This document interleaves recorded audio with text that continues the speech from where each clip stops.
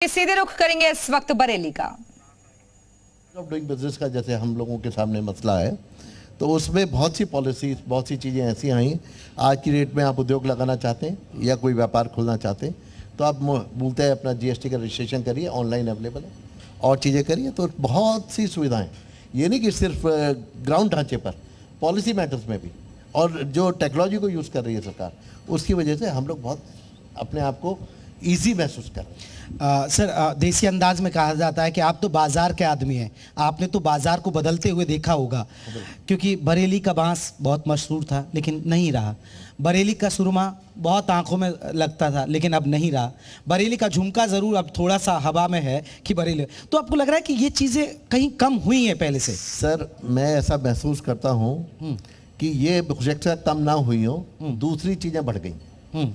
और सुरमे की अगर हम बात करें तो बरेली में सुरमाओं की कमी नहीं है, व्यापारिक सुरमाओं, हाँ, जिसे हम भामाशाह कहते हैं। और वो लोग जो है आज बढ़ चढ़ के काम कर रहे हैं, और उनकी जो क्षमताएं हैं काम करने की, वो इसीलिए विकसित हो पाई कि क्योंकि पीछे उनको सपोर्ट है हर तरीके की, और एक महफूज वो महसूस करते हैं अपने आप को।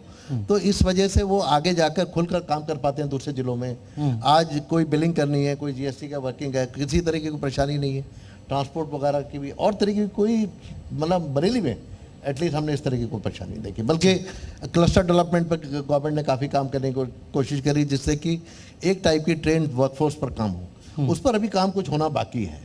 वो डेफिनेटली एक आगे बढ़ने का एक माध्यम और है, लेकिन मंशा में सरकार के मौजूद है। तो अभी भी कई क्लस्टर्स के बारे में हमारे माननीय मुख्यमंत्री जी ने भी कहा है, और थर्ड ग्राउंड ब्रेकिंग सेरेमनी भी इसीलिए हो पाई है क्योंकि वो मंशाग्रस्त हैं कि काम बढ़े।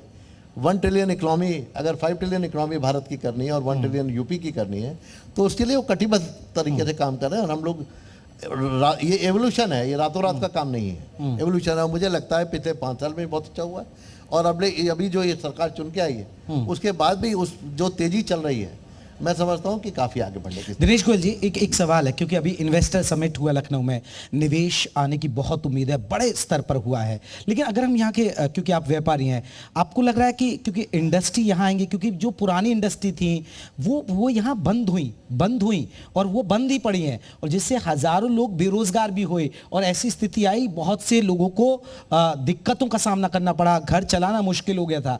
लेकिन अभी तक वो ओपन नहीं हो पाई है वो इंडस्ट्री। अब क्या निवेश से आपको लग रहा है कि कुछ उम्मीद जगी है यहाँ पर, और क्या वो कुछ धरातल पर नजर आता है, सुगबुगाहट होती नजर आ रही है, क्योंकि इससे व्यापार आपका ही बढ़ेगा?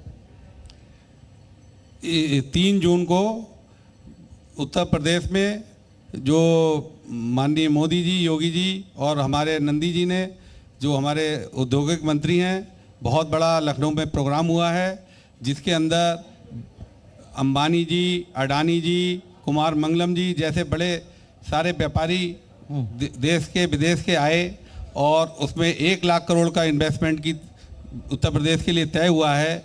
और हमारे उत्तर प्रदेश के औद्योगिक विकास मंत्री माननीय नंद गोपाल नंदी जी ने, जो रबड़ फैक्ट्री हमारी बंद पड़ी है, उसको जल्दी ही औद्योगिक में सबको हटवा के रबड़ फैक्ट्री का लोन ख़त्म करा के, और बहुत जल्दी उसको विकास करने का उनका मन है।